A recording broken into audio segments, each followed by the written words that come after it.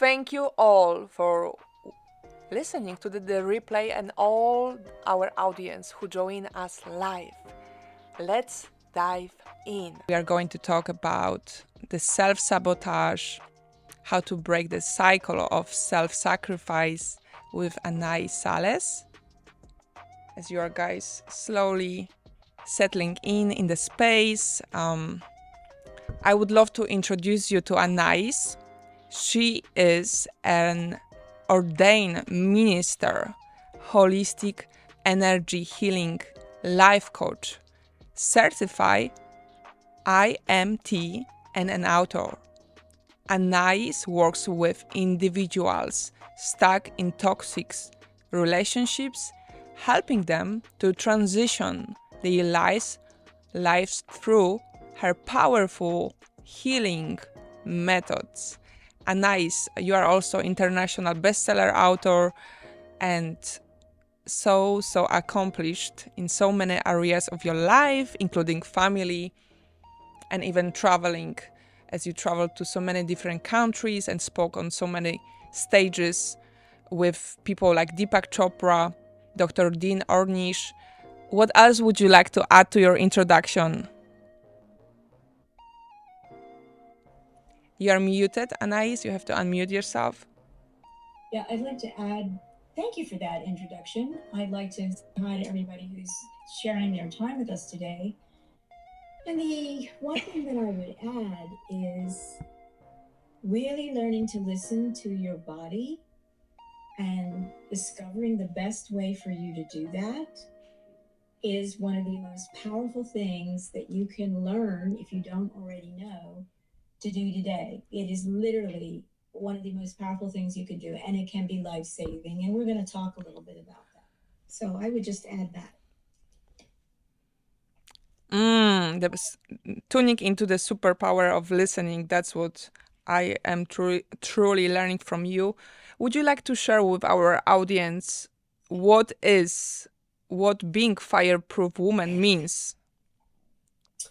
Well, I'd like to open it up to the audience. I'm going to Oh yes, please. And also we can add people to bring them to the stage if you want that. Sure. That's opportunity. Yeah. You can. I'll let you do that. But for me, what I really am aware of right now is that the time that we're living in, while it has been so difficult for the feminine energy, for the divine feminine, for any empowered woman, we're breaking generations of damage. We're healing generations of damage on both our mother's side and our father's side. And those are energetic patterns and dynamics. It's not just emotional. We have a lot of people today who talk about mindset shifts and they talk about healing your emotional body. And there's some people who practice Reiki, and there are other people who have a pretty good handle on their seven chakra embodied chakra system if they do yoga. Pretty much anybody who's in with a good yoga instructor, part of yoga will be learning about why you do yoga and the impact that it has on your seven embodied chakras. So, what I really love to do is bring the hub of all of that, as everything is energy first, last, and always. And if you imagine the hub of a wheel and then you put spokes on that wheel, then we're looking at mindset, emotional body healing, energy healing, other techniques like tapping, I know, which Anastasia is very familiar with. We can put a spoke on that wheel of neurology and neuroscience, brain science. We can put a spoke on that wheel of trauma bonding. And so we begin to see a really clearly fleshed out picture. And most people are now starting to see most of the picture, and they're understanding that they're all related and they all connect in that central hub of your own core identity. And for me, when we're having difficulty traveling around that wheel in any direction and stopping at one of those spokes to go into the center of the hub That's an indication of what I call spiritual Alzheimer's. You can't remember who you are because you're not aware of your other 15 chakras. You're not aware of your multidimensional nature. And so you're in spiritual Alzheimer's. So, what I love to do is just lay it out like that, very simply, and then bring it home to what does that have to do with being unstoppable? For me, you become unstoppable when you no longer self sacrifice, when you no longer self sabotage. And it takes traveling around the circle and going through the spokes and into your full multidimensional self to get to that core. So you actually feel energetically, I've lived through this, I survived it, I have a deep, deep sense of my own core because it was my core that helped me survive it. And I talk sometimes about in my life, I've been left for roadkill. How many of you can identify with that experience of being left for roadkill? More than once. Most of us, it's been more than once. And it's that part of you that no matter what your experience is and how much you feel emotionally, the pain of the emotions from trauma bonding or whatever, or how much pain you feel physically because of the setbacks that you've had, could be an illness, could be any number of things. When you can fully feel that there is still this spark inside of you that says rest, take care of yourself, ask for help, ask for a hug, make a phone call a therapist, connect with a deep dive energy healer and visionary consultant like me. Go back to your core and you will rise again. It will take time, but this is when you're unstoppable woman in training. I hope that makes sense to some of you. And we can talk about the specifics when you've been in an abusive partnership, which is so common for women in our culture. They're either being controlled by their partners and they do everything that the male partner wants them to do and they don't ask questions and they go along with the program. Or, as it turned out for me, I was not willing to give myself up to being controlled by anybody, including my male partners, including my mother and father, because the deepest part of me knows that who I am and being able to give what I came here to share in this world, I need to be free. I need to be in control of my own choices. And I need to learn how to do this. And if I have to stand up for myself, fight for myself, advocate for myself, these are all ways in which I recognize that I am becoming an unstoppable woman.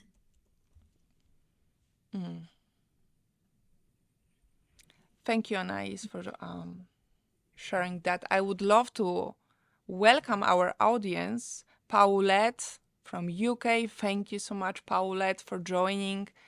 May, Clint, thank you for joining again to our podcast episode. Richard, Dabby, Anthony, thank you all. We are also recording this for others to have access to the replay.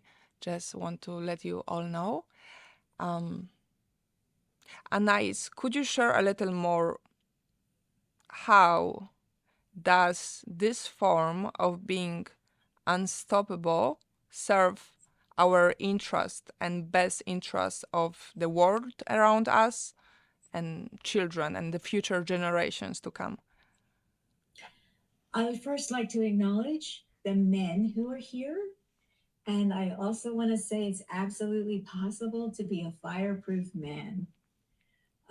These things are not about gender, but they are about coming into a balance with your divine feminine essence and masculine essence, just to be a balanced person.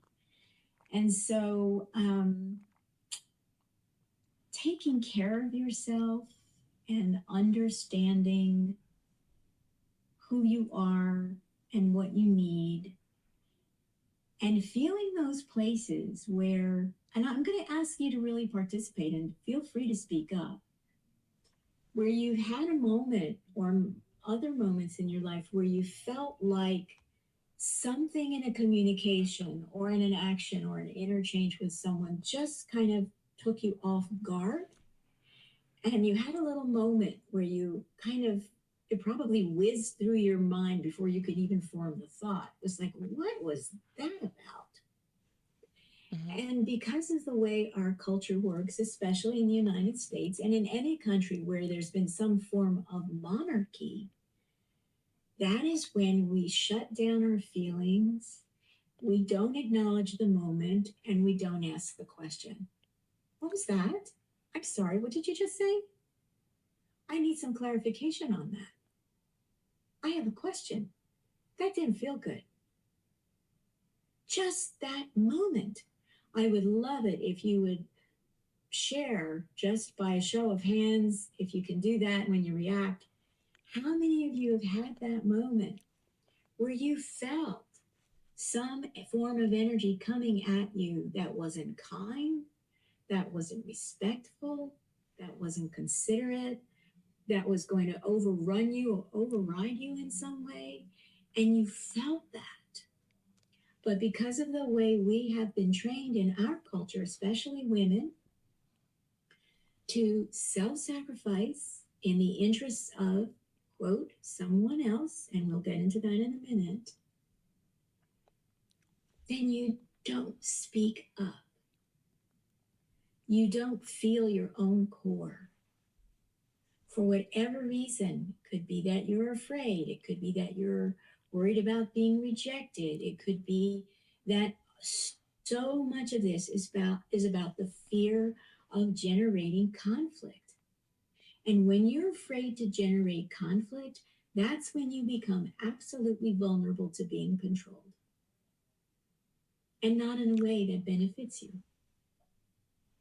So when we're looking at, if I were to function in a world with the developed, because it takes time, this training takes time, because it's absolutely runs almost in the opposite direction of what we learn in our families and what we learn in school.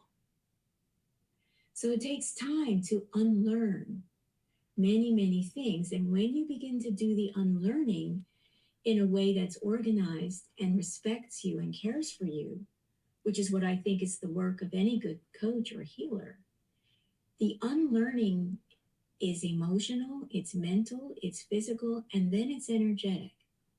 But until you get to the energetic and literally the atomic level, you still may not be confident or sure what is in your best interests. So raise your hand if that resonates. You have doubts. You're not even sure what that is.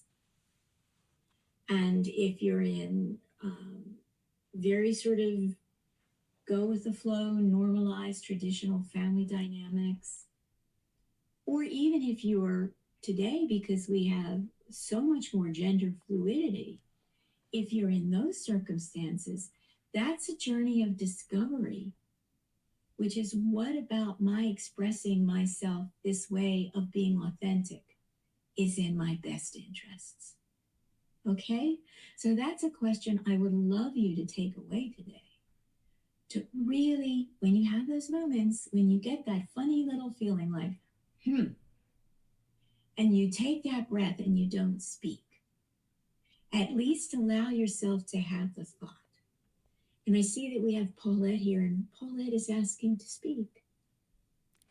But first, there was a page. She was, Okay. if that's okay, Well, if that's okay, I'm the one who controls everything here. go right ahead. I'm just noticing what I see on my side.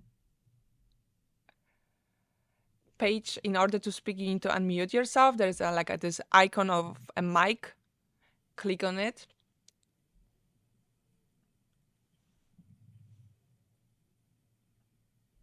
as I see that you are maybe figuring it out, I will let Paulette to talk meanwhile. Paulette, what would you like to share? Hi. Yeah, I think part of the practice that I try to teach children in my therapy is to listen to their inner voice. We call it the conscious voice as opposed to the subconscious voice. The subconscious voice is the one that's full of all the, everything that the oppressor, the controller, the humiliator has told you that you believe to be true. And then in your conscious voice, you have everything that you know to be true, but is fighting so hard to be heard. And I think that we, as people that have been victims, but also people who have been or are trying to help others who have been victims, really have to understand that when fear, and I can only speak from experience as a child, when fear is paralyzing you, you have a very, very hard job of listening to that conscious mind. All you can hear is, they're right, I am everything they say. And then as you start to have the control, you start to take back some of that control, and it's a millimeter at a time. But as you do start to take that control back and you start to feel the energy transfer, and you start to feel like I am growing wings here, I am becoming, the avatar of myself I always wanted to be. And that's when the enough's enough moment happens. And when the enough's enough moment happens, it's when everything you're saying and everything you're talking about absolutely falls into place. But getting there is a journey, and it requires some help. But you don't know you need the help because you're paralyzed in fear, and also you're scared of who you tell. You're scared of what. I remember being terrified of the repercussion of the police getting involved, of my mum getting into trouble, of the, even social services, the school, everything that went on with my abuse, every single thought that took me down a road of who would help me was, what if they don't help me enough? And I come back here, right? I come back here in a situation where I have caused tumultuous trouble and issue for myself that's going to make my life even harder. Okay, I'd like to pause there, Paulette, because I want to assure everyone who's listening that the deepest place that you can listen to is within your own body. And there is a voice that your body consciousness carries. And when it has to retreat deep into your core, it will. But we can learn. As a young child, I will share with you, this is one of my stories. I have many, many stories of what made me unstoppable. I had a mother who was very charismatic, very beautiful. She came herself from a very difficult childhood. And she was doing the best she could at becoming a good, normalized, middle class mom who kept the house clean, who kept the kids fed, and she had a job. And, those were her goals. When I arrived in her life, I was already far beyond that, far, far beyond that. And we would have these power struggles. And I was 5 and she was, 26, 27. And so then she would, when I would not obey her, when I would not allow her to control me, this one day she said to me, okay, go upstairs. You're gonna get a beating. And she used a number of things. There was a cat of 9 tails, belt, hairbrush. And so I'm 5 and I'm like, okay, this is the routine. I stood up for myself. I spoke from my core, and this is the routine. So I'm walking up the steps, and I didn't look back at her, but I simply said, could we use the hairbrush today? I'm tired of the belt. That was me being very aware in my body of who is at my core and not being afraid to face my mother and call her out. By the time we got to the top of the stairs, I had taken all that wind out of her sails. She never again gave me any kind of a beating. The one last thing she did was slap me in my face because she thought I had lost something, which wasn't true. But that was the last time she ever physically abused me. So one of the things that I want to be careful about is we have to claim that is within us. We can give it a different name than our name if we need to, but we need to claim that that is absolutely part of our birthright bliss. It absolutely is what regenerates our brilliant resilience. And these are all things that I include in my work. And it doesn't matter what age you are, the younger, the better. And we're changing these dynamics. Paulette, look who you've become because you had to work your way through from your core to be able to recognize it. So you can support other people who are in that struggle and on that journey. So it's so important. I don't like to use the word victim. I prefer to use recovering from spiritual Alzheimer's and a lifelong learner. I don't identify myself as a victim. I don't.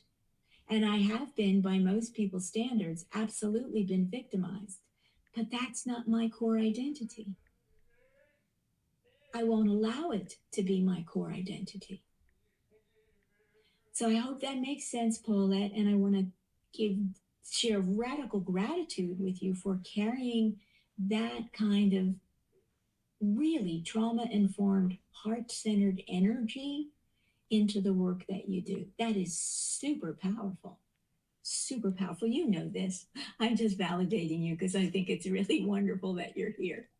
And I appreciate it as well, absolutely. I mean, the only thing, if I could ask you to perhaps consider, I didn't just have my mother as part of the war zone. I had two brothers. And so if she refused to look at my face because I looked like my dad and therefore I was evil, the boys, my two brothers, would find it really amusing to take the two seats that would be opposite her and beside her, which meant the only seat at the table was the last seat, which was the one where she would be able to look at me. And so I used to have to eat my dinner on the floor with the dog, so she didn't have to look at me. Okay, let me stop. Let me stop you there. Let me stop you there, please. We've all been through that in one version or another, and it's incredibly disruptive to your energy field. And it is designed by a system of energy to disempower you, to hurt you, to discourage you, to take in these negative attributes of what I call the no field of energy, which is the root of trauma. And while the specifics may vary, the pattern of what I call the system of separation is the same. So when you tell me you're that, I have my version of that. We all have our version of that. Whether it's one parent, both parents, the whole family, your brothers, your sisters, because the system of separation is designed to do just one thing, and that is to shut any part of your humanity down that might survive the shift that we're going through right now. So it's so important. We have to really find that part of us. I kept that part of me sacred. And one of the best ways to do that is through some form of creativity, whether it's song or dance or drawing or whatever, even if it's just building mud pies in the backyard. Creativity is key to keeping your energy system from crashing and burning when you have been literally implanted genetically into a family that cannot and will not love you. And that's the work that I do with people is let's just be really clear about what happened to you. You were implanted genetically into a family dynamic by the system of separation, which sees everything about you while you have spiritual Alzheimer's. There was no way to defend yourself from the system of separation unless you're just a cranky old soul like me, which is like kiss my ass, you know? I mean, come on, I'm not doing that again. I've been here thousands of times.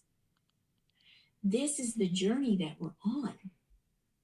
So it's so important for you to go deep into your core and feel everything, everything, everything. And take all of your specifics, journal your specifics, and then next to your specifics, write your name, and then draw another little circle that says universal system of separation. And just put lots of other little circles in there for all the people who are living some version of exactly what you've been through somewhere else in the world. All day, all night, Marianne, 24/7 on this planet. And what we're about, the work that I'm here to do, is to put a stop to that. And it's an energy pattern.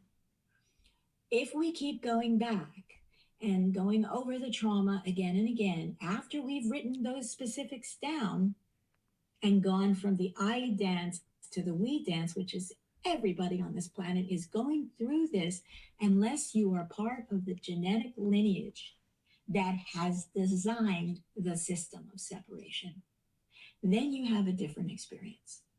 And we see in the world a very clear distinction between the quote haves and the have nots and the 1% and the 2% and another 98%. You're wondering, how did you end up on that end of the scale? I'm going to tell you how. This is the work that I do. This is my training. This is my 8-week program that I have coming up. Self-sabotage is when you don't take the time to write down your own specifics and then do the internal work and the energy work, however, whatever way you find it that resonates for you, so that you can shift your own body feeling and your own awareness into that circle that says universal, and you can feel the other dots in that circle. But you don't have to sacrifice yourself for those other dots to become whole. You don't have to sabotage yourself for those other dots to become whole. That is their work to do.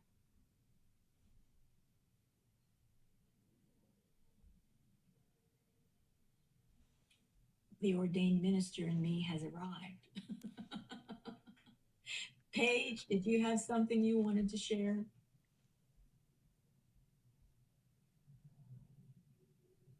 Just to finish off, Anaiis, just so you're aware, my winning, if you like, was I became a trader.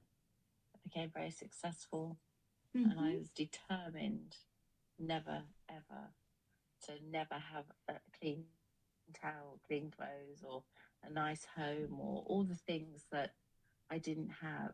So I guess after I had, as you say, done all the work, I turned to myself and said, right, now it's my time to shine, my turn to win, my turn to go out there and make a name for myself. And then when I retired, I started the children's book and the non-profit. So you're absolutely right. You turn that pain to purpose, 100%. Yeah, and you're unstoppable. And the what you do and contribute, Paulette, just by walking around on this planet doing what you do every day and by breathing, you are exchanging the bigger part of you that you may not be able to see energetically, but that is there, ready to connect. Everyone on this planet who is ready to come out of the very toxic system of separation. You have pulled yourself out. Congratulations.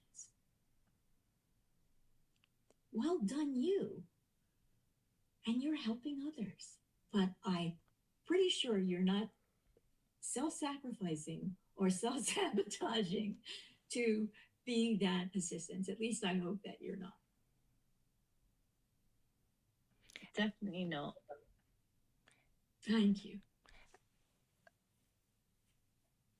And, sometimes there are some layers or places where we still self-sacrifice, but definitely I will make sure to connect you, Paulette, with Anaiis.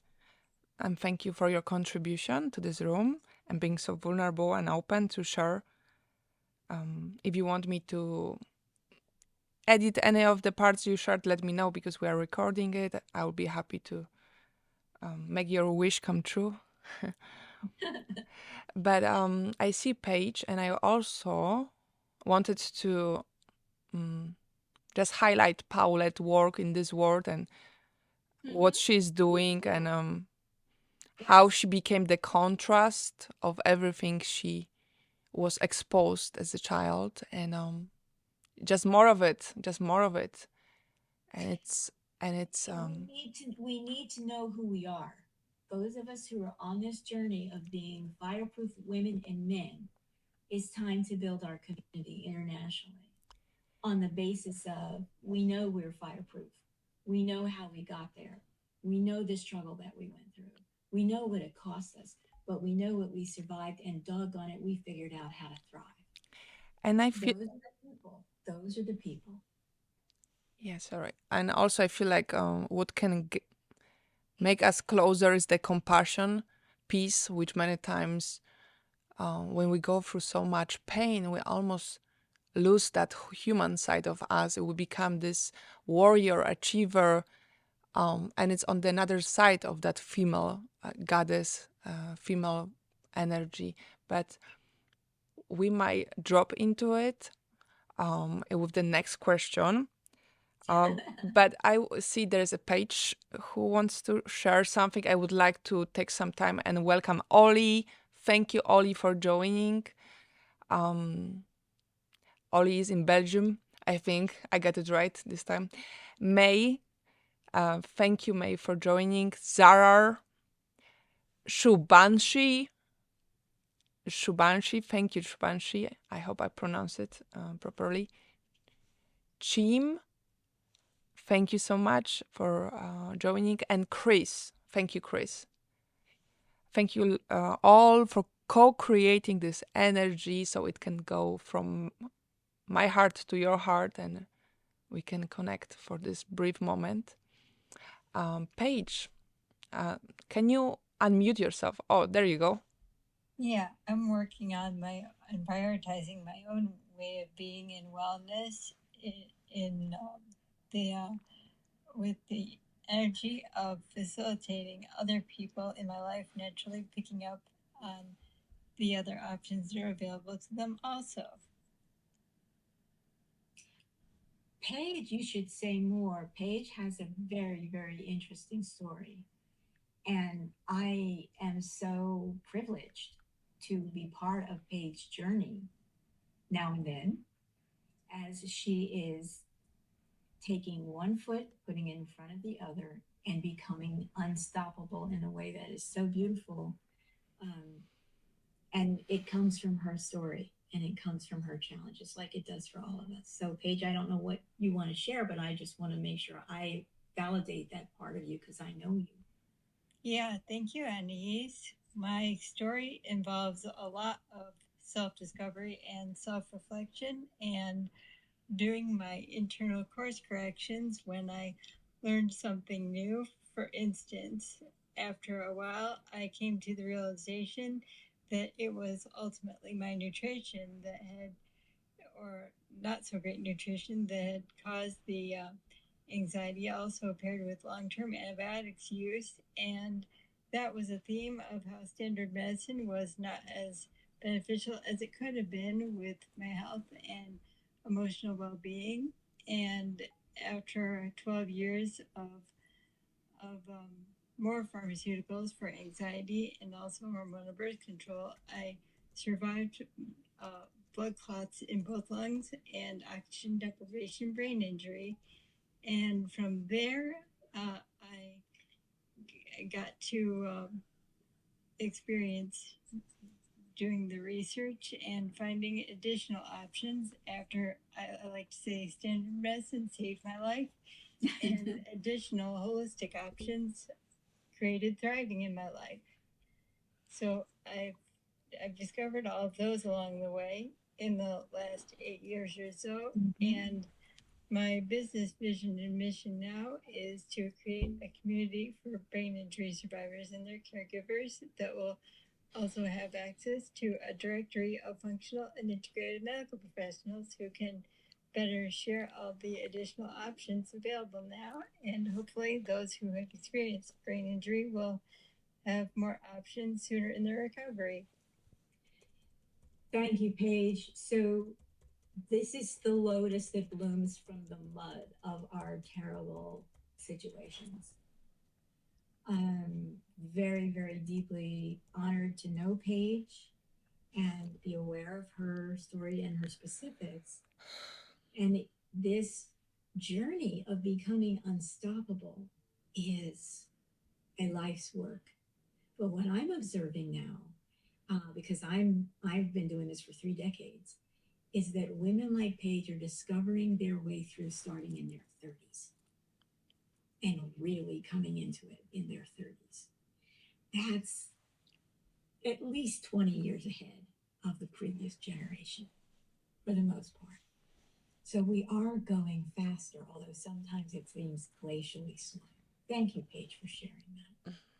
Not to mention other energetic and social influences that I navigated through, and just happened to come across Anaiis, who shared the more aligned path.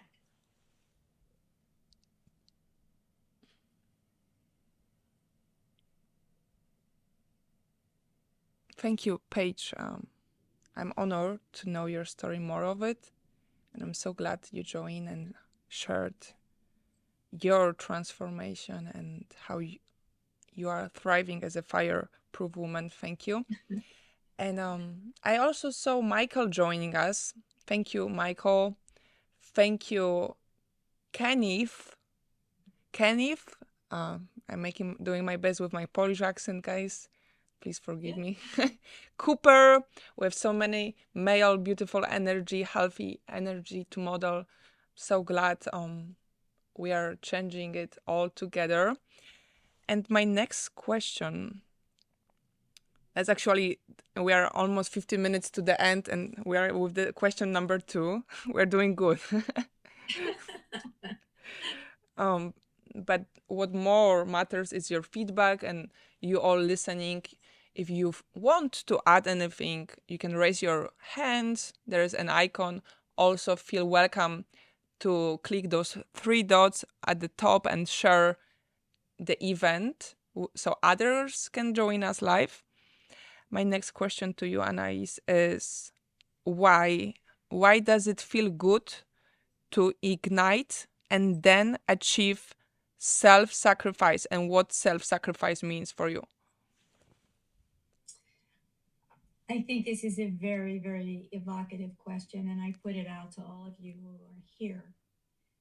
Because one of the first challenges to stop the process, the inherited pattern of self-sabotage that you're trained to repeat and repeat and repeat, is that first you have to be aware of it. And to be aware of it, you have to feel it. And to feel it, you have to notice that moment when you're going to do that little dance called, I'm going to take the higher ground. I'm going to be,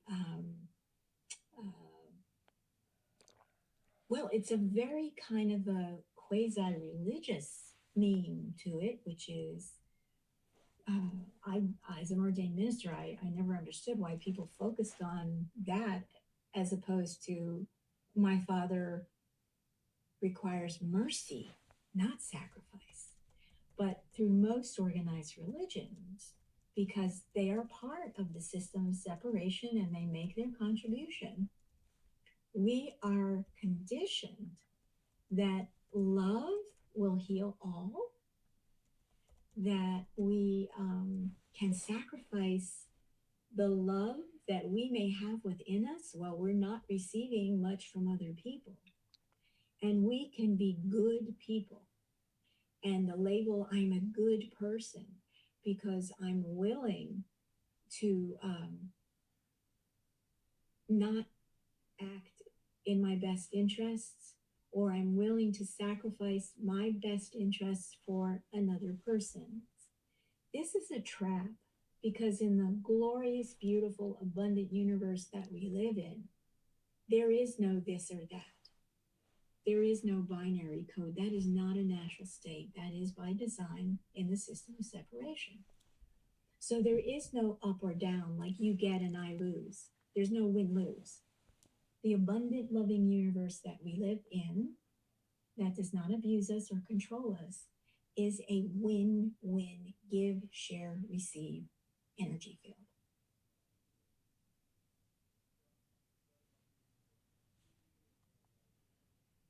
Hmm.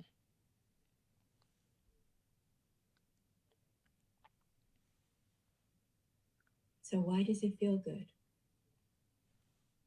Because you've been given praise for doing something that is not really good for you, but you'll have the label of being a good person.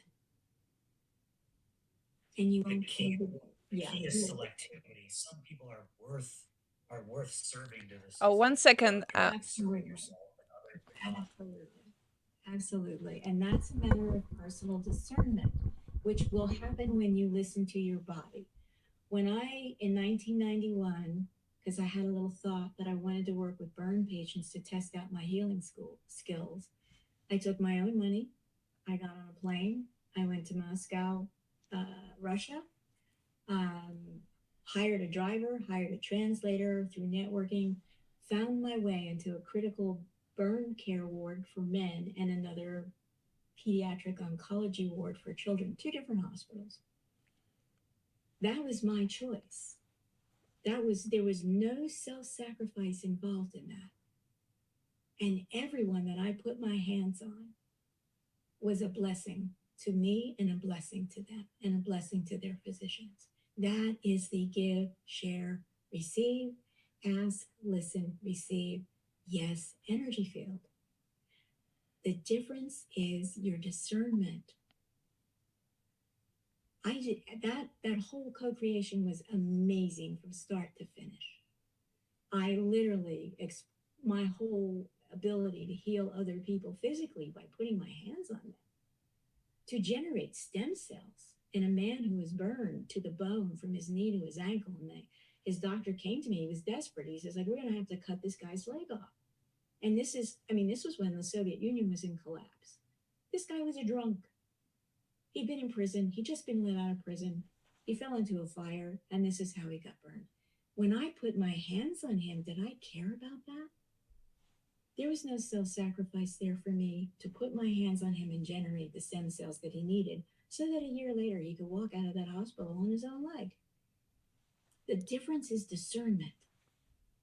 And so what I advocate in the way that I work with people and what I teach is, how do you develop the discernment so that you are fully aware who, as you use the word deserve, our generosity. No question.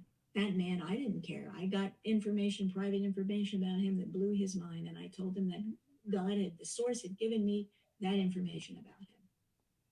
And I bought him a tracksuit with my own money and tucked it under his pillow under his hospital bed. You will wear these pants when you leave this hospital on your own 2 feet. And what I call source made me stop on the way to the hospital and buy this for you.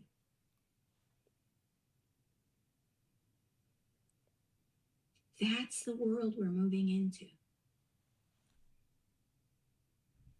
We all are able to do and be that in the way that feels so natural for us.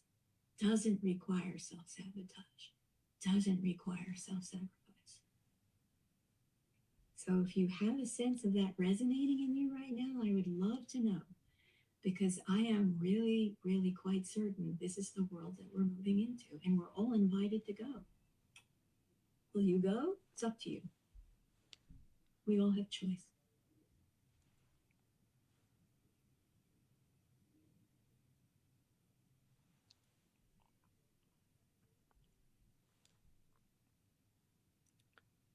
Is there any? It's a powerful, co-creative way of sharing belief and tuning into knowing. I prefer knowing to belief.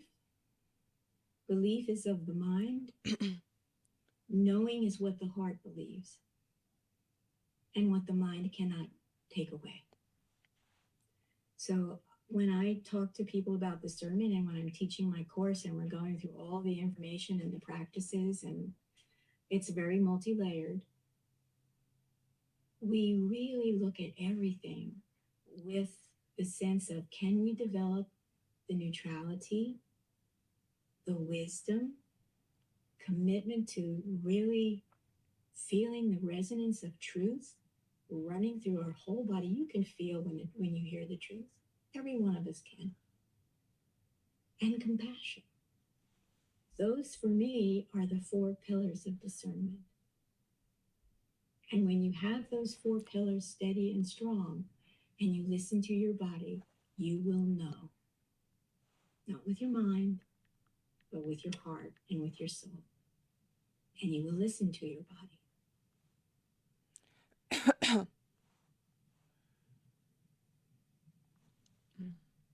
That's the path for me, Paige. You know the work that I do. This is not an easy path. We are so conditioned, and we use language carelessly. And the word discernment. Discernment. Yeah. Discernment. So I Google it in my native language. If it means bystrość, wnikliwość. So I don't know if that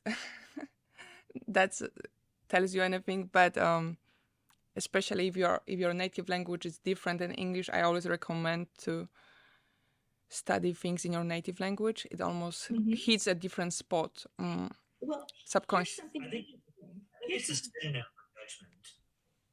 It's what? Isn't it a synonym for judgment? No, it is not. No, it is not. That's one of those ways in which we use language carelessly. Because we are conditioned to survive. So there's a reason. Judgment and discernment are not at all the same. Not at a feeling level. Not at a cellular level. Hello everyone, can you hear me?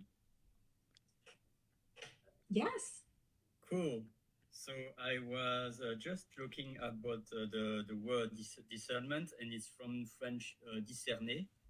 And so in Latin, discernere, which is discernere, to asunder in pieces apart into, plus cerno, to see, to discern. So it's like really to see something and to be able to separate things so that we can analyze it. Thank you, because it's a really helpful feature of our experience, isn't it? To be able to see things and understand them and feel them and make choices based on information. Thank you. I always knew there is some French dictionary man who's going to join the live and do all the work for me. Thank you, Oli. Distinguish, separate, and discern. So yeah.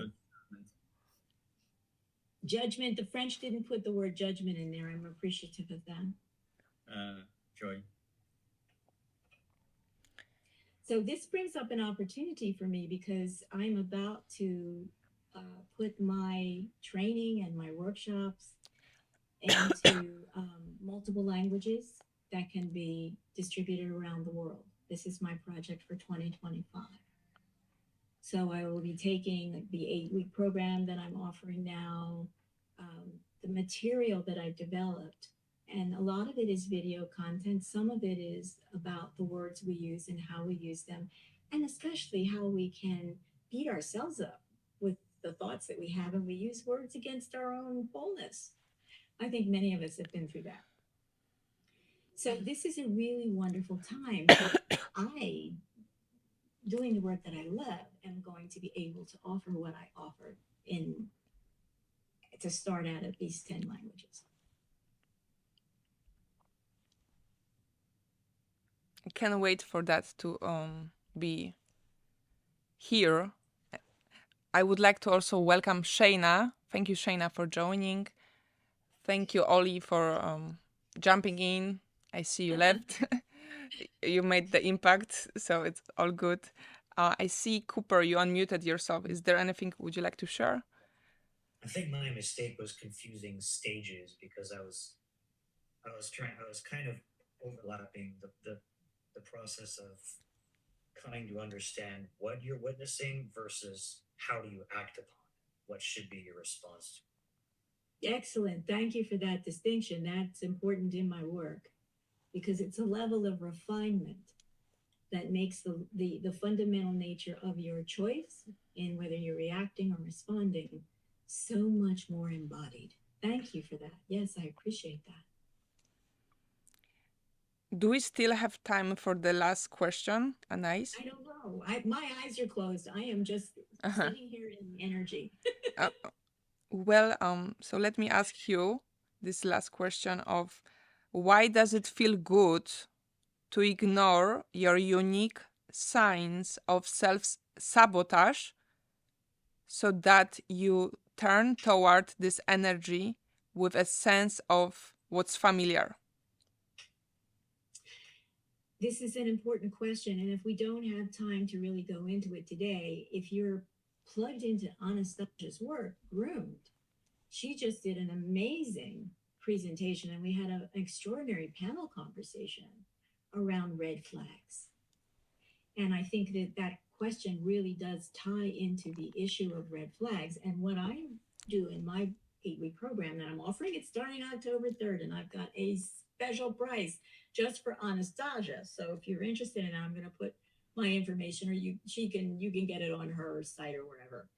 But the thing is why does it feel good to hurt yourself? That's the question.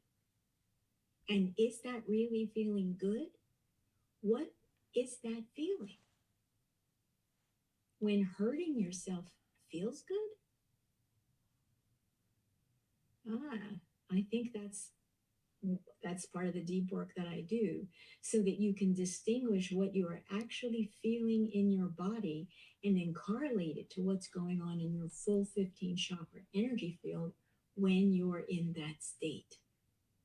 And the full bouquet of all the feelings and all the sensations that you are now having a conversation with your body. And this is how I healed myself of secondary infertility, which was inoperable, wasn't going to be surgically corrected.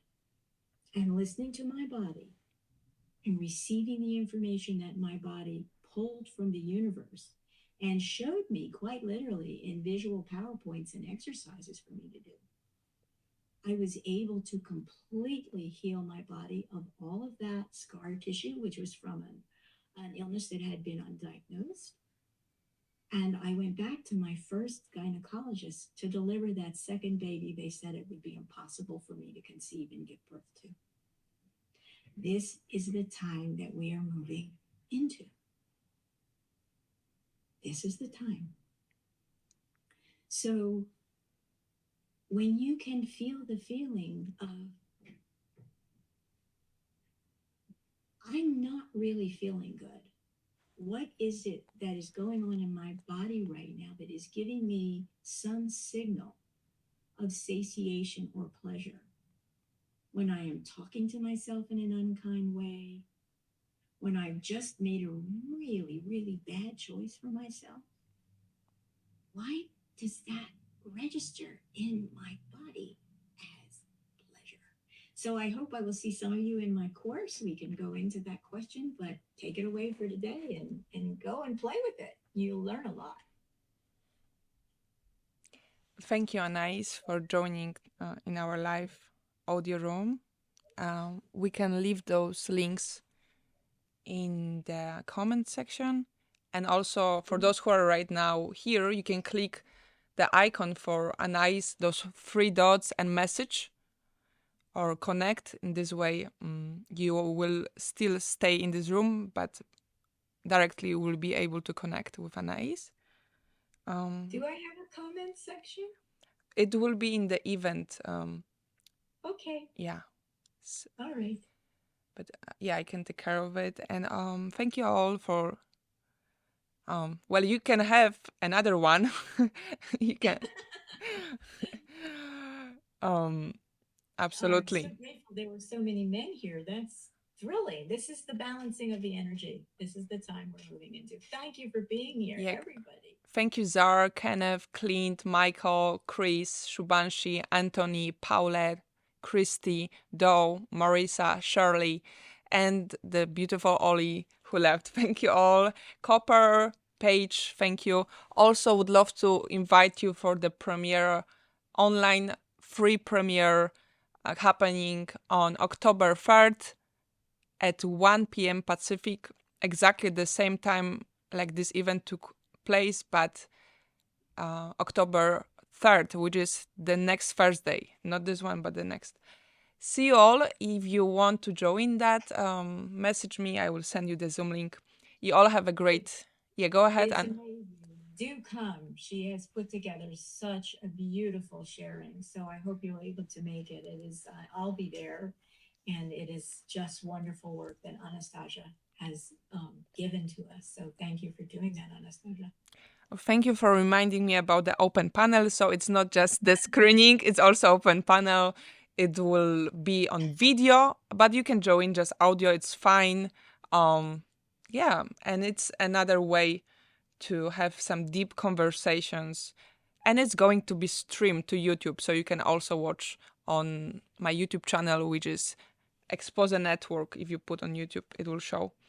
All right. And yeah, if you get in touch with me and you want to hear my 20-minute talk, which I recently gave on a summit last week on being a fireproof woman, I would be happy to share that video link with you. But you'll need to get in touch with me and let me know that you want it.